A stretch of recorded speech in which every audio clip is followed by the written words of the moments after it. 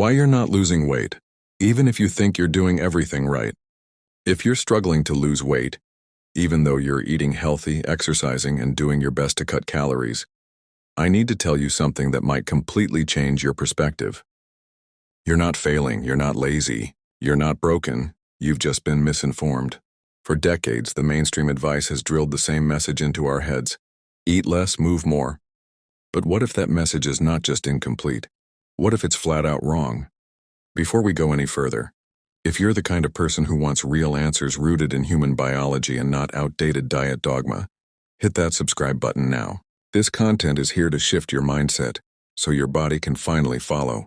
Let's start with what fat actually is. Fat is not just a blob of stored energy. It's an active tissue. It talks to your brain. It sends out hormones, and most importantly, it listens, especially to one hormone in particular: insulin. You've probably heard of insulin in relation to diabetes, but it plays a much bigger role than that. Insulin is the hormone that tells your body, store this fuel, don't burn it. It doesn't matter if you're eating chicken breast or chocolate cake. If your insulin is high, your body will prioritize storing that food as fat. Now here's where it gets really interesting, and where most weight loss programs miss the mark entirely. In scientific studies, fat cells are placed in petri dishes, bathed in nutrients, carbs, fats, proteins, everything they need to grow. But those fat cells don't grow. They don't get bigger, even when surrounded by calories. Why? Because there's no insulin. The moment researchers add insulin into the environment, everything changes. Within hours, the fat cells swell, growing larger and storing more fat. It doesn't take days or weeks, and the change is visible in just 6 hours. The fat cells respond like sponges, soaking up energy. This proves something groundbreaking. Calories alone don't cause fat gain. Hormones, and specifically insulin, do. So what does that mean for your daily life? It means if you're eating in a way that keeps your insulin levels elevated, you will not lose weight. You can be in a so-called caloric deficit, but your body is still in fat storage mode. You may lose water, you may lose lean muscle. But stubborn fat? It stays. Why? Because your body is not metabolically primed to burn it. That's the bad news. The good news? Once you learn how to lower insulin naturally, you unlock your body's ability to burn fat efficiently, sometimes without changing how much you eat, but when and what you eat. But let's be clear, this is not about demonizing food. You don't have to starve yourself. You don't need to live off lettuce and grilled chicken. In fact, restrictive diets can backfire. When you cut calories too hard, your metabolism slows down, and your hunger hormones go wild. That's why crash diets almost never work long term. What you need is a strategy that aligns with your biology, not one that fights it. This brings us to one of the most powerful, yet misunderstood tools in weight loss: insulin control. And the first place to start is not your plate, it's your clock. Your body operates on a 24-hour rhythm called the circadian rhythm. Your hormones rise and fall based on the time of day, and guess what? In the early morning, your body is already pumping out cortisol, the stress hormone, which naturally increases blood sugar. This process is called the dawn effect. It's completely normal, and it happens to everyone. But here's the kicker. Cortisol triggers your liver to release glucose, which raises your insulin levels. So even before you eat, your insulin is already elevated when you wake up. Now think about what most people do the moment they get up. They reach for food. Not just any food, but high-carb, sugary breakfasts, cereal, fruit juice, toast, bagels, pancakes, and of course, coffee with sugar and cream. All of these foods spike insulin even further, and when insulin is already elevated from the dawn effect, adding carbs and caffeine into the mix turns your morning into a perfect storm for fat storage. So here's a harsh truth. Breakfast may be the worst time to eat if you're trying to lose weight. It goes against everything you've been taught, but science says otherwise. In fact, some studies suggest that eating during this insulin-sensitive window can lead to more fat gain than if you'd eaten the same meal later in the day. Your body is not ready to process energy efficiently in the morning. It's still in stress response mode. This is why so many people plateau in their weight loss journey, even when they think they're doing everything right. But don't worry, you don't have to skip breakfast forever. You just need to understand your hormonal window. Your metabolism is most efficient when insulin is low, cortisol has stabilized, and your body is in a calm, alert state, usually 1 to 2 hours after waking. That's your metabolic sweet spot. Instead of rushing to eat, spend your first hour doing something intentional. Take a short walk. Hydrate with water and electrolytes. journal, meditate, get sunlight. All of these actions help regulate cortisol and delay insulin spikes. If you're used to eating immediately, this change might feel uncomfortable at first. That's okay. Your body will adjust and it will thank you. Within a few days, your hunger signals will shift. You'll notice more mental clarity, more energy, and fewer crashes later in the day. And when you do eat your first meal, choose foods that support your hormones. Focus on protein, healthy fats, and fiber. These don't cause massive insulin spikes and will help you stay full and energized for hours. Think eggs with avocado, plain Greek yogurt with chia seeds, or a protein shake with greens. It's not about deprivation, it's about precision. There's also one more hidden saboteur you need to know about: coffee. Yes, coffee is beloved, and in moderation it can have benefits. But drinking it first thing in the morning, especially before eating, can cause problems, especially when you're metabolically compromised. Caffeine can raise cortisol even higher and amplify insulin resistance when combined with carbs. That latte and croissant combo? It's the equivalent of throwing gasoline on a hormonal fire. If you want to drink coffee, delay it by at least an hour after waking. Better yet, wait until you've eaten some protein. That helps buffer the cortisol effect and gives your body something solid to work with. So what does all of this mean in practice? It means the first 60 to 90 minutes of your day are sacred. They're not for eating, they're for resetting. For setting the tone hormonally. For working with your body, not against it. And once you understand that, you're already ahead of 90% of people trying to lose weight. You're not counting calories, you're mastering your hormones. And that's where real sustainable fat loss begins. This is just the beginning. In the next part, we'll dive deeper into why insulin stays chronically high for so many people, even when they think they're eating clean, and how small daily habits sabotage your progress without you even realizing it. The hidden habits that keep your insulin high and your fat locked in. If you're waking up every day trying to be good, skipping the donuts, drinking green smoothies, maybe even doing a little workout, and the scale still isn't budging, you're not alone. And it's not your fault. You've probably been conditioned to believe that eating healthy is the solution. But here's the brutal truth. Clean eating won't help you lose weight if your insulin levels are constantly elevated. You could be doing all the right things, but doing them at the wrong time or in the wrong combinations. That's the hormonal trap. See, insulin doesn't care if your carbs come from a muffin or a banana. It only sees sugar in your bloodstream, and it responds accordingly. That's why so many people feel frustrated. They've swapped cereal for granola, candy for fruit, soda for juice, yet nothing changes. Their fat cells stay full. Why? Because insulin remains high. And when insulin is high, fat burning shuts off completely. Your body can't access the stored energy in your fat tissue. It's locked in, guarded by insulin like a vault. Let's walk through a typical day. You wake up and feel a little sluggish. Maybe you had a restless night. Your stress hormones are already up. You grab a quick breakfast, oatmeal, a banana, maybe some almond milk, and a splash of honey. You're thinking, this is clean, this is healthy. And technically, yes, those are whole foods. But metabolically, that meal is 90% carbs. And carbs trigger insulin. So now you've spiked your insulin right out of the gate. Your body is now in storage mode. Mid-morning hits and you feel a little tired, maybe a little foggy. So you reach for coffee, maybe with a little milk or creamer, and boom, another insulin bump. Around noon, you eat a salad with grilled chicken, but you also have a slice of whole grain bread or a handful of croutons. That's another insulin load. Mid-afternoon crash, you reach for a protein bar or a smoothie. More sugar, more insulin. Then dinner comes. Maybe rice, potatoes, pasta, or even just too much lean protein without balancing fat and fiber. Another insulin spike. And finally, that healthy dessert, dark chocolate, fruit, or Greek yogurt with honey, sends your insulin climbing again. You go to sleep thinking you ate clean, but your insulin stayed elevated the entire day. Your body never had a chance to burn fat. Now let's break that down. Most people don't realize that eating 5 or 6 times a day, even small healthy meals, keeps insulin chronically high. And when insulin is constantly elevated, 2 things happen. 1, your fat stores become stuck. Your body has no reason to tap into them because it believes there's constant incoming energy. And 2, your cells become insulin resistant. That means your body needs even more insulin over time to do the same job.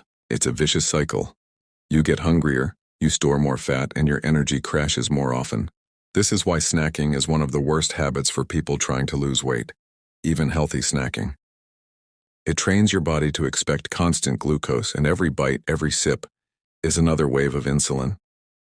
Your metabolism never gets a break. The worst offenders? Protein bars, fruit juices, low-fat yogurts, whole wheat crackers, smoothies, and even flavored teas or coffees. These things may look harmless, but they wreak havoc on your metabolic rhythm. So how do you fix it? The first step is awareness. Start by identifying the hidden insulin triggers in your day.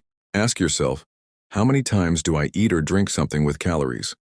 Every time you do, your insulin responds. That means even a small bite of fruit or a sugary coffee counts. Begin to space your meals out. 3 solid meals a day, no snacks, is a great start. This allows your insulin to rise during the meal and fall between meals, which gives your body the chance to access fat for energy. The second step is to rethink your food combinations. You don't need to eliminate carbs completely, but you do need to anchor them with fat, fiber, and protein. These slow down the absorption of glucose and reduce the insulin spike. For example, eating a sweet potato with avocado and grilled salmon will have a very different insulin response than eating just a sweet potato. The fat and protein blunt the glucose response, keeping your blood sugar more stable and your insulin lower. Third, pay attention to your drinks. This is huge. Liquid calories are the most deceptive insulin triggers. That healthy green juice could be packed with 30 grams of sugar. That flavored almond milk in your coffee still triggers insulin. Even artificial sweeteners, like aspartame or sucralose, can trick your brain and still cause an insulin response in some people, even without calories. Why? Because your body's hormonal system is not just responding to sugar.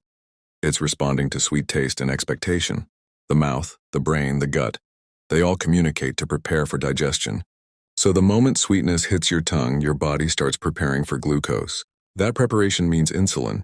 Caffeine is another major factor. When consumed first thing in the morning, especially before food, caffeine can amplify cortisol and insulin sensitivity. This can make your first meal, if eaten soon after, more fattening than if it were eaten an hour later. Remember, the body is still in hormonal flux in the early morning.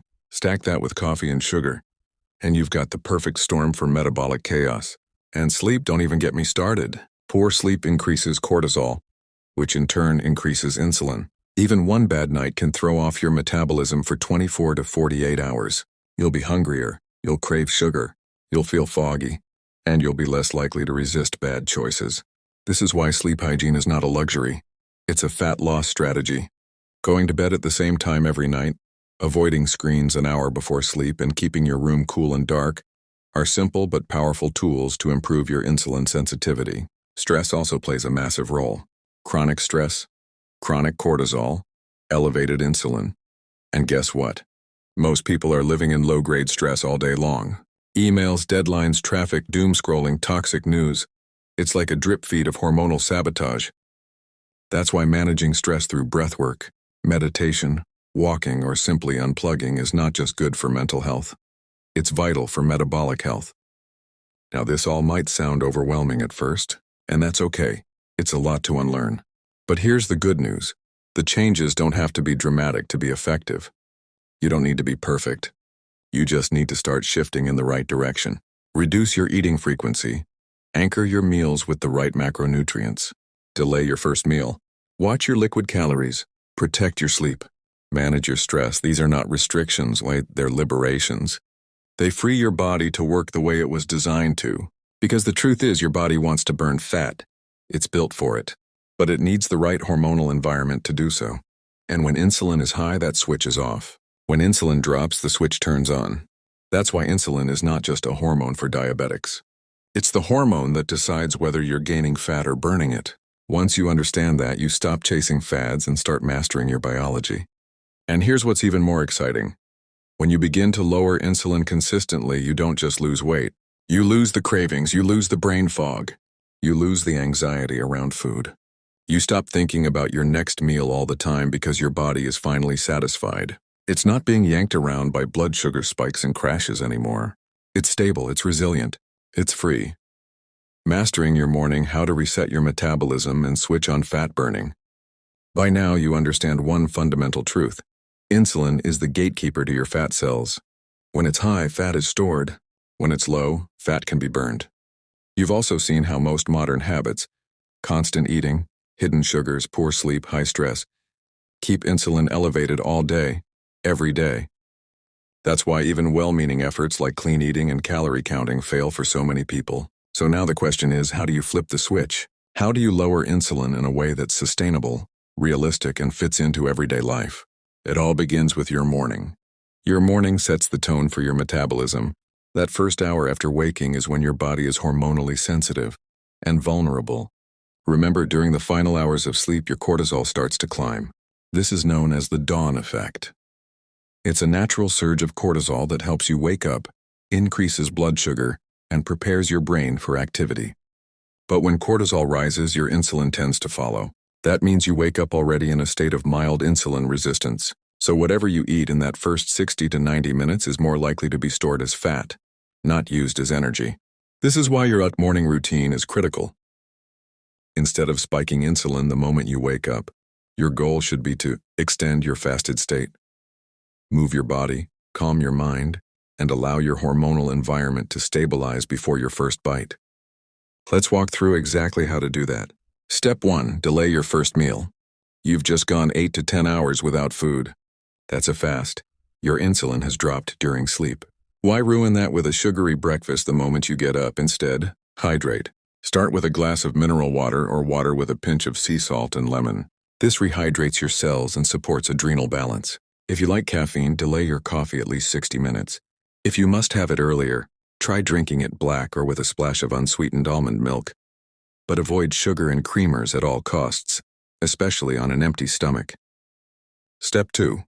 Move your body gently. You don't need to hit the gym at 6 a.m. to get results. A 20-30-minute walk, some light stretching, or even 5 minutes of deep breathing in sunlight can lower cortisol and improve insulin sensitivity. Walking is especially powerful. It activates your lymphatic system, improves blood flow, and starts burning fat in a fasted state. Pair that with deep breathing, and you're training your nervous system to stay calm under pressure. A skill that pays off all day long. Step 3. Plan your first meal. Once 90 minutes have passed, or longer if you're comfortable, it's time to break your fast strategically. Forget about traditional breakfasts. Cereal, toast, muffins, even fruit smoothies are metabolic disasters in disguise. They spike insulin and crash your energy within hours. Instead, build a meal around 3 elements: protein, fat, and fiber. Think pasture-raised eggs with avocado and arugula, or plain Greek yogurt with chia seeds and cinnamon, or a protein shake made with collagen, nut butter, and unsweetened almond milk. The goal is to avoid glucose spikes and give your body nutrients that stabilize blood sugar for hours. You might be wondering, what about intermittent fasting? Isn't that the best way to lower insulin? The answer: it depends. Fasting is a powerful tool, no doubt. It gives your digestive system a break and keeps insulin low for extended periods. But it's not for everyone. Some people do better eating earlier in the day, while others thrive skipping breakfast. What matters most is eating within a compressed window, ideally 6 to 8 hours, and allowing 4 to 5 hours between meals with no snacking. Whether you skip breakfast or dinner doesn't matter as much as keeping insulin from spiking all day long. But the biggest mistake people make with fasting: breaking it wrong. If you fast all night and then break it with a giant bowl of oats and fruit, you've just undone the entire benefit. Your insulin goes from rock bottom to sky high. That's why a high-protein, low-carb first meal is so important. It preserves your fasted metabolic state and allows your body to transition into fat-burning mode for the rest of the day. Let's talk timing. Your first meal should be eaten when cortisol starts to drop, typically around 9-10 a.m. depending on your wake-up time. This is when your body becomes more insulin-sensitive again, and it's safer to introduce food. Waiting just 1 to 2 hours after waking can make a massive difference in how your body processes that meal. And that difference adds up. Day after day, week after week, your fat cells become more accessible, and your energy becomes more stable. What about lunch and dinner? The same principles apply. Avoid snacking. Eat balanced meals that don't spike your blood sugar. Add a walk after meals if possible. Even 10 minutes can lower your post-meal insulin by up to 30%. Avoid eating late at night, when your metabolism naturally slows down and insulin sensitivity drops. Ideally, finish eating 3 hours before bed to allow your body to fully digest and prepare for deep, restorative sleep. And now we come full circle, because guess what regulates insulin sensitivity the most? Sleep. Poor sleep raises cortisol, and cortisol raises insulin.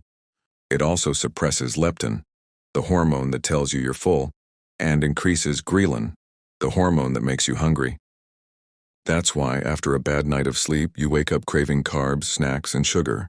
Your body is literally trying to fix itself with quick energy, but that energy comes at a cost. More insulin, more storage, more fat. That's why the true fat-burning process doesn't begin at the gym. It begins in your bed here the night before. It continues when you wake, when you hydrate, when you wait to eat, when you move gently, and when you break your fast with intention. This process repeats daily, and slowly but surely your metabolism begins to shift. Your energy stabilizes, your hunger fades, your mental clarity returns, and your body begins to release the fat it once clung to, not because you punished it, but because you finally worked with it. This is not a quick fix. There's no 14-day fat flush or one magic pill. This is a biological reset, a return to rhythm, a way of eating, moving, and sleeping that respects the body's hormonal design, instead of fighting it every step of the way. And when you do that, you don't just lose weight. You regain trust in your body. You stop seeing it as the enemy. And you start feeling like yourself again. So tomorrow morning, don't do what you've always done. Don't reach for the bagel. Don't drink the caramel latte on an empty stomach. Don't tell yourself you'll burn it off later. Instead, pause, hydrate, move, let the hormones settle. Then eat intentionally and watch what happens over time. Because this isn't about being perfect, it's about being aligned. And when you align your habits with your hormones, when you understand how insulin actually works, the weight doesn't stand a chance. And if this content helps shift your thinking today, do one simple thing. Subscribe to this channel. Hit the button, turn on notifications, and share this with someone who needs to hear the truth about metabolism. No gimmicks, no shame. Just biology and a better way forward.